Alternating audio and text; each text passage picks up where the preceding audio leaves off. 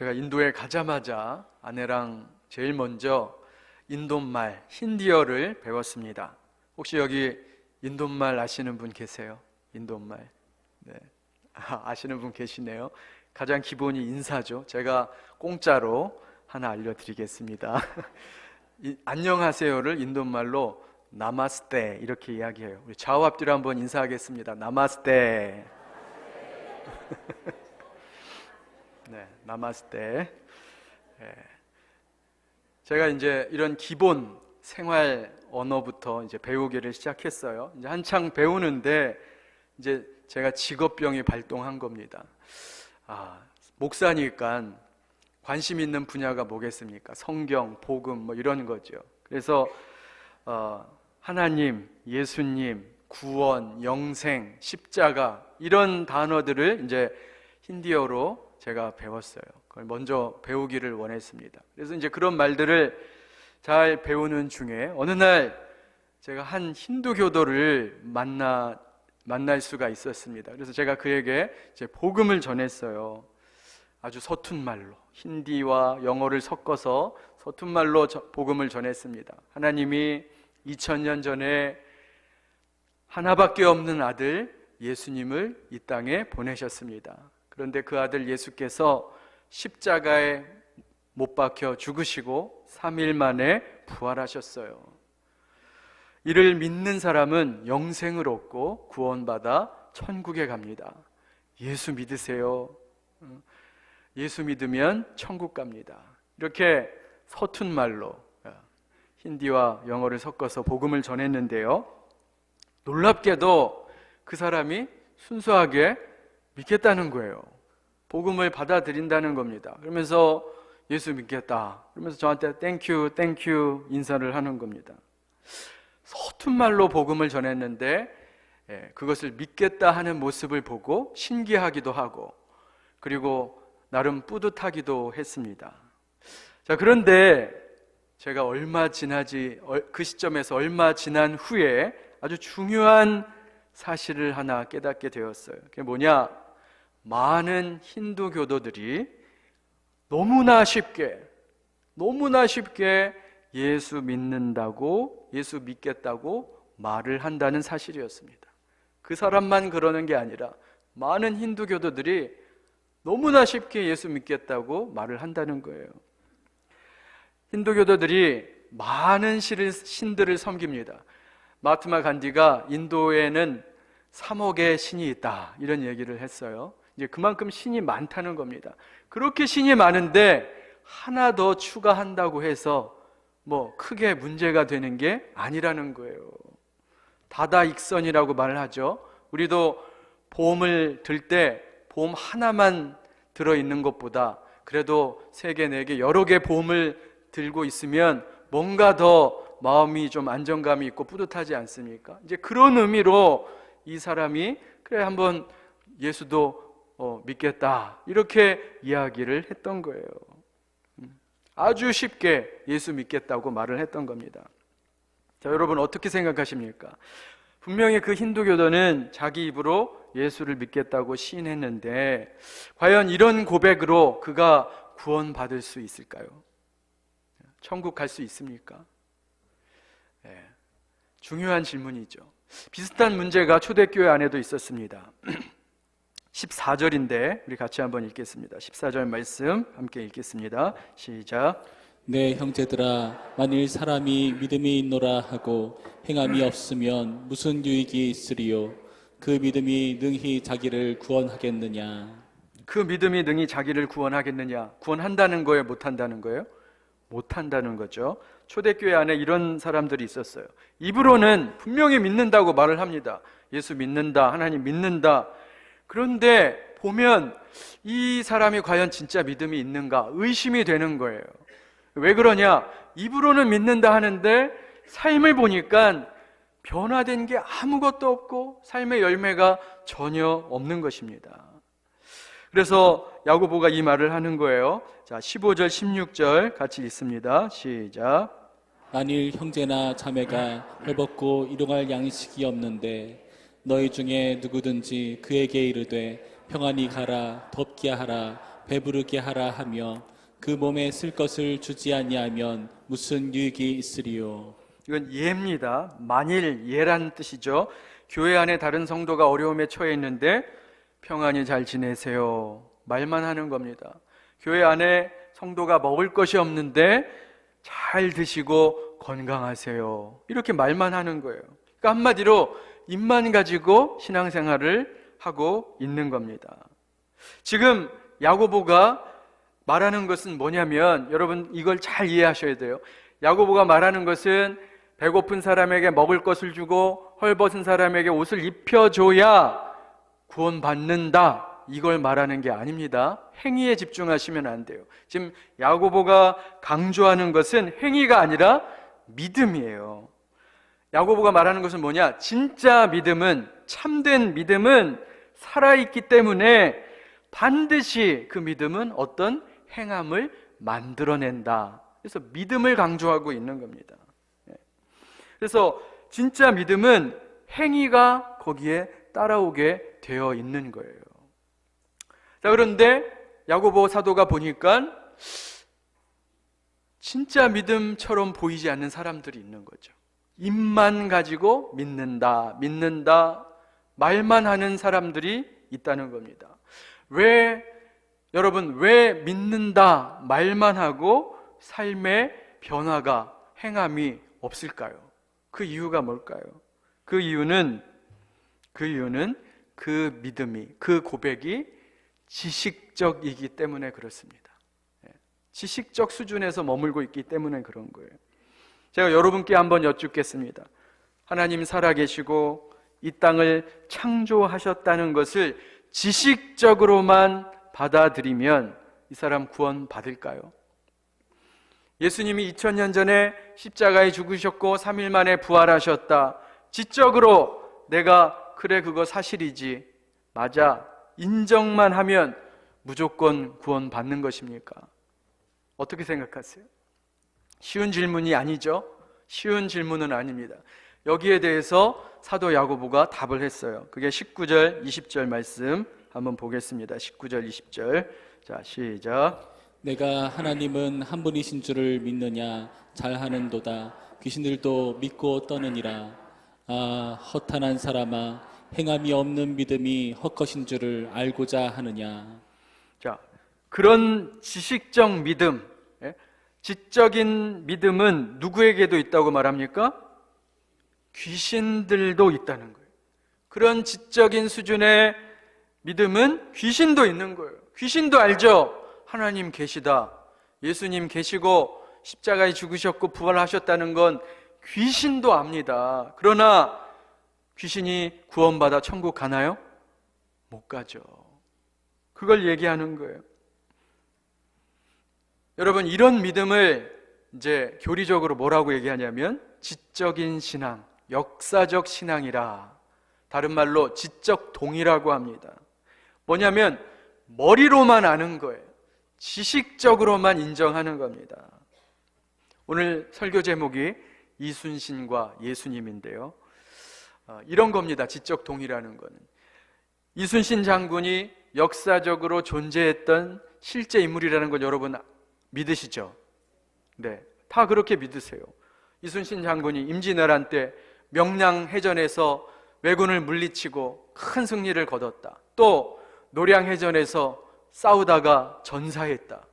이거는 많은 사람들이 믿어 의심치 않는 역사적 사실입니다. 그런데 여러분도 그건 다 인정하실 거예요. 그런데 이 역사적 사실을 안다고 해서, 믿는다고 해서 내 삶이 그것에 의해서 변화되지 않습니다. 그 지식이 나에게 어떤 영향력도 끼치지 않는 거예요. 이런 것을 역사적 신앙, 지적 신앙, 이렇게 이야기를 하는 거예요. 마찬가지입니다. 우리가 예수님에 대해서도 그 수준의 지적 동의를 하고 있다면 그것은 죽은 믿음이라는 거예요. 예수님이 십자가에 죽으시고 3일 만에 부활하셨다? 그래, 인정해. 그거 맞아. 그런데 말은 그렇게 하는데 그 사건이 내 삶에 아무런 영향도 끼치지 않는 거예요. 내 삶에 변화가 안 일어나요. 왜 그럴까요? 그것을 지식으로만 받았기 때문에 그런 거예요.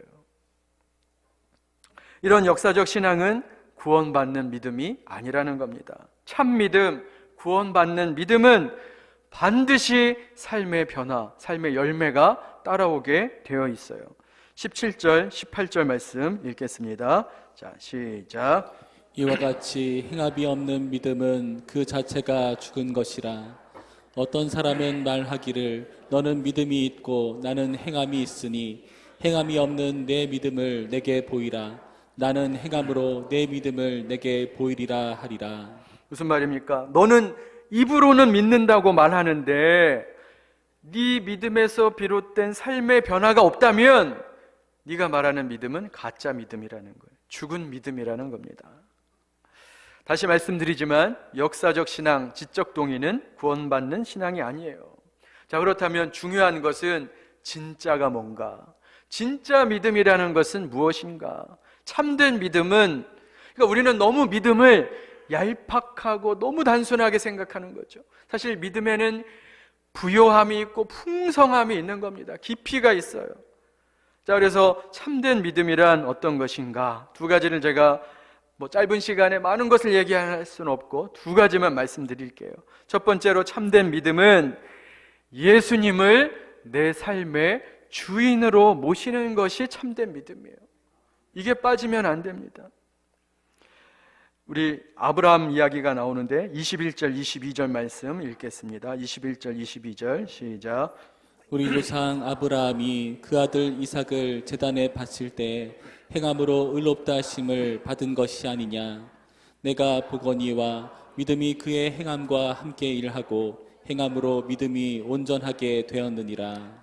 참된 믿음의 예로 아브라함을 이야기하고 있어요. 여러분, 아브라함의 믿음은 어떤 믿음이었습니까?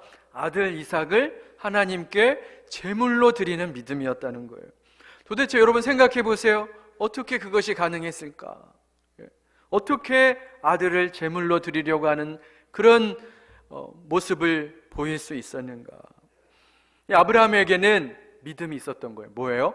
모든 것이 다 하나님의 것이다. 하나님의 소유다. 내 인생에 내가 가진 것의 모든 주인은 하나님이시다. 이런 믿음이 있어서 그런 믿음의 모습을 보일 수 있었던 것입니다.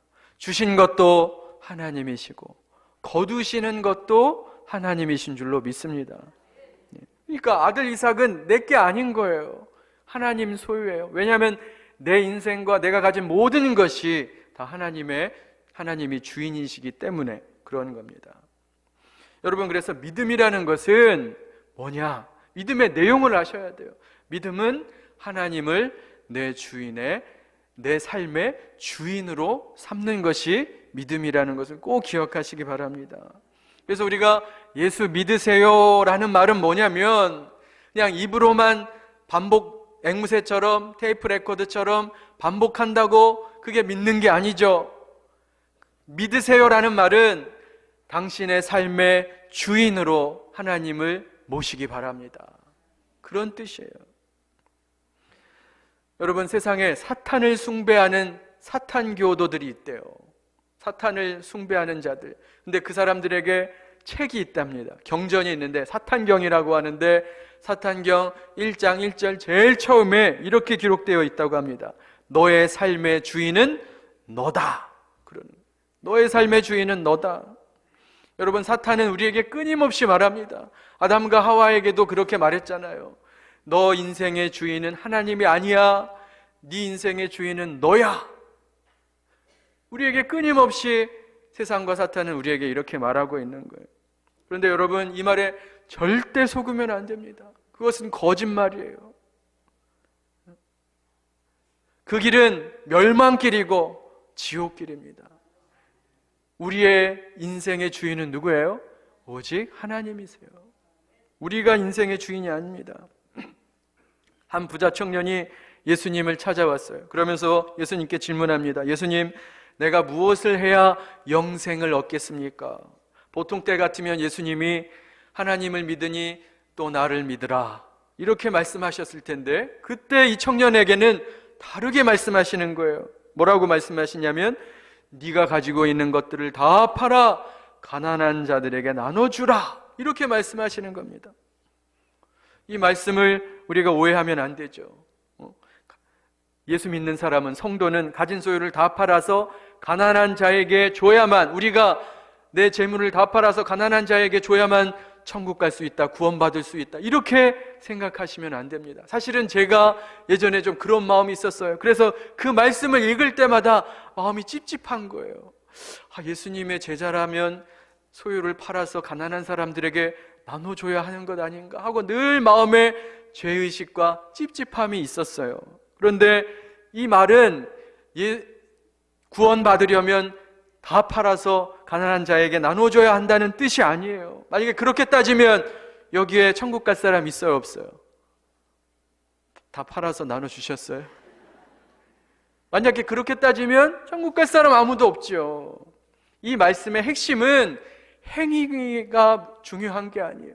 예수님 말씀의 핵심은 뭐냐면 네 주인을 바꾸라는 말씀이에요.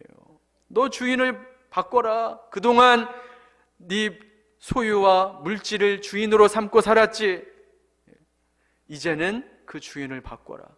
내가 너 인생의 주인이 되어야 하고 네 삶의 주인을 바꿔야만 그것이 참된 믿음이다. 그것을 우리에게 말씀하고 있는 것입니다. 그래서 여러분, 우리 삶의 주인 바꾸기가 되어야 하는 거예요. 예전에 어떤 분이 이런 말씀을 하셨어요. 목사님, 나는 예수 믿으면 천당 간다고 해서 교회 나왔는데 자꾸 희생하라고 하고 봉사하라고 하고 하나님 뜻대로, 내 뜻대로 살면 안 되고 하나님 뜻대로 순종해야 한다고 자꾸 강요하면 나 예수 안 믿을래요. 이런 말을 하는 거예요. 이게 바로 죽은 믿음인 거예요.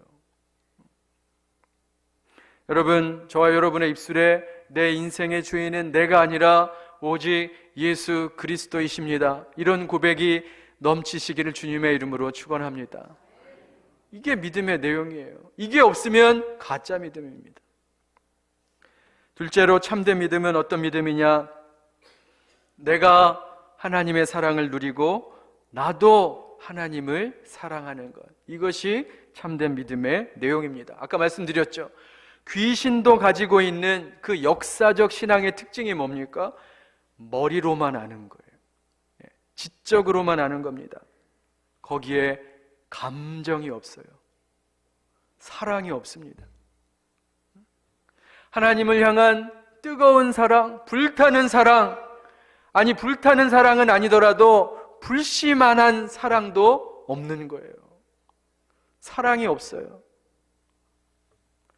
우리 잘 아는 로마서 10장 9절 10절 말씀 같이 한번 읽겠습니다. 자, 시작. 내가 만일 내 입으로 예수를 주로 시인하며 또 하나님께서 그를 죽은 자 가운데서 살리신 것을 내 마음에 믿으면 구원을 받으리라. 사람이 마음으로 믿어 의에 이르고 입으로 시인하여 구원에 이르느니라. 여기 잘 보시면 마음이라는 단어가 나오죠. 마음으로 믿어, 마음으로 믿어. 이 단어가 헬라어로 카르디아라는 말인데 병원에서 쓰는 카디악, 심장을 카디악이라고 하죠. 심장을 말하는 거예요. heart. 그러니까 뭘로 믿느냐? 머리로 믿는 게 아니에요. 믿음은 가슴으로 믿는 겁니다. 마음으로 믿는 거예요.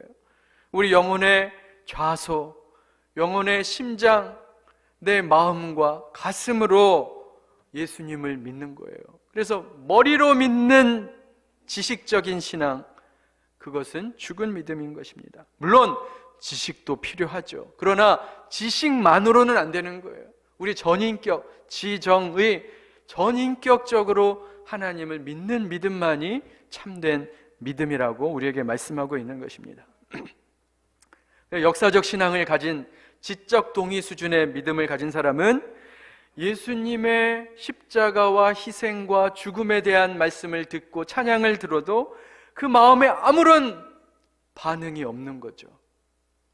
하나님을 인정한다고, 예수님을 믿는다고 입으로 말할 수는 있지만 거기에 사랑의 감정이 전혀 없는 것입니다.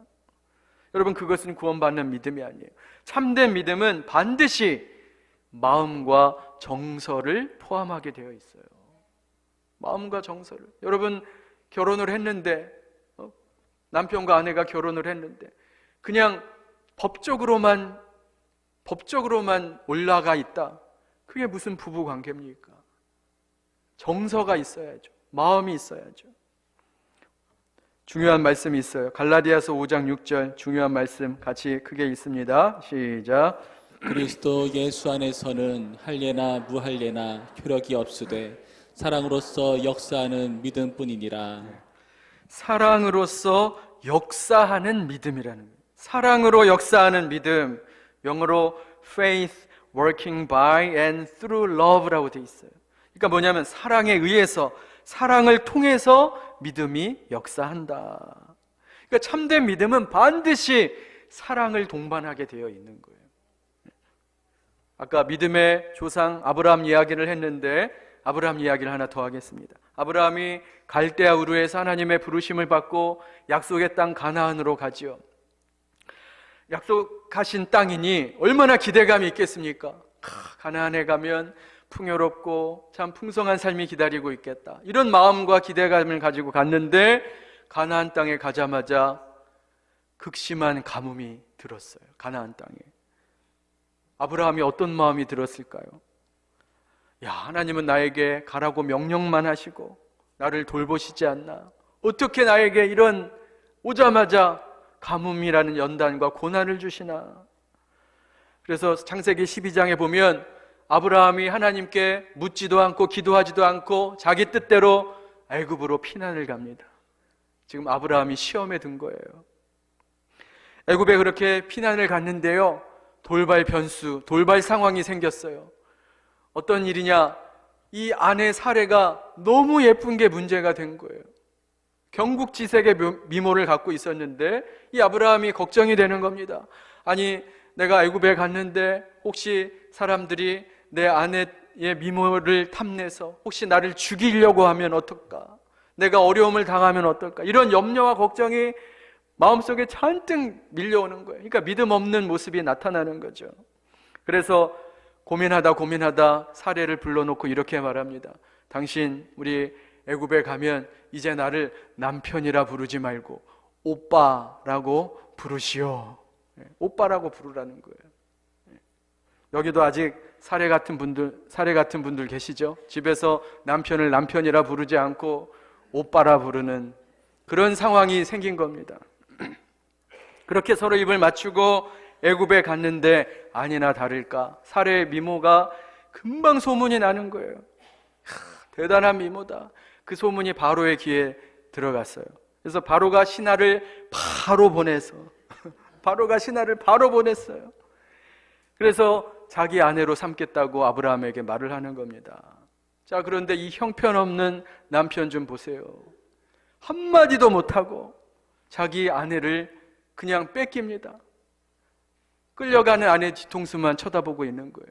그리고 더 기가 막힌 것은 바로가 잔뜩 가지고 온 지참금은 다 받아 챙겼어요. 양도 소도 보물도 다 받았어요. 근데 마음으로는 얼마나 끙끙 앓았겠습니까?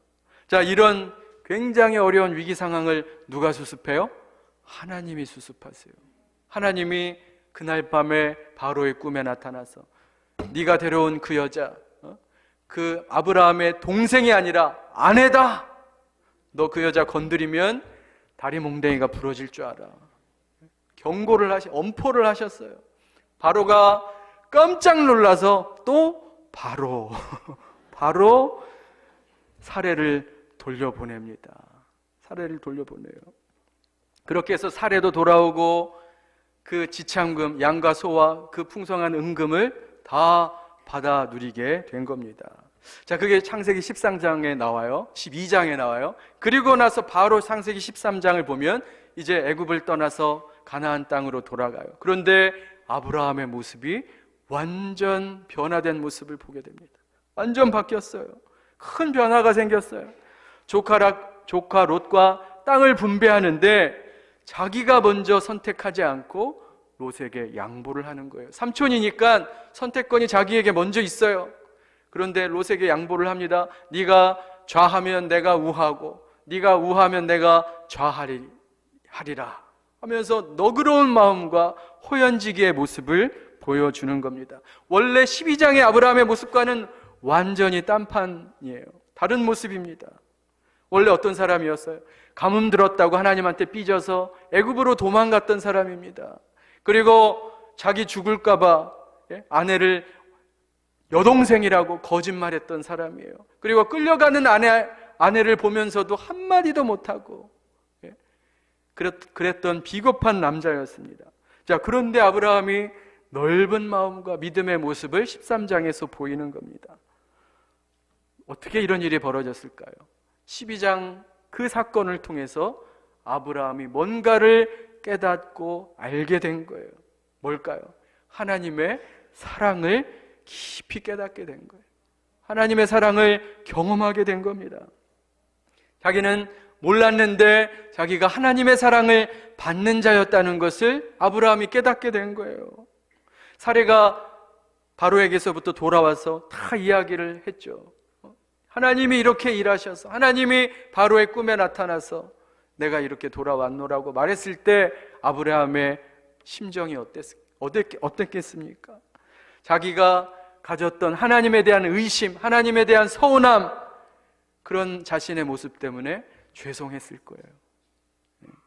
내가 의심했던 것 하나님도 아셨을 텐데, 그럼에도 불구하고 하나님이 나를 돌보시고 나를 챙겨주시고 이런 감사와 신뢰의 마음이 생긴 겁니다. 하나님을 등지고 애굽으로 내려갔지만, 그래서 내가 큰 위기를 자초했지만 그 어리석은 나를 돌보시고 보호하신 하나님의 사랑을 경험한 거예요. 그 사랑을 경험하니까 하나님에 대한 신뢰, 믿음의 마음이 생기는 겁니다. 이것이 바로 사랑으로 역사하는 믿음이에요.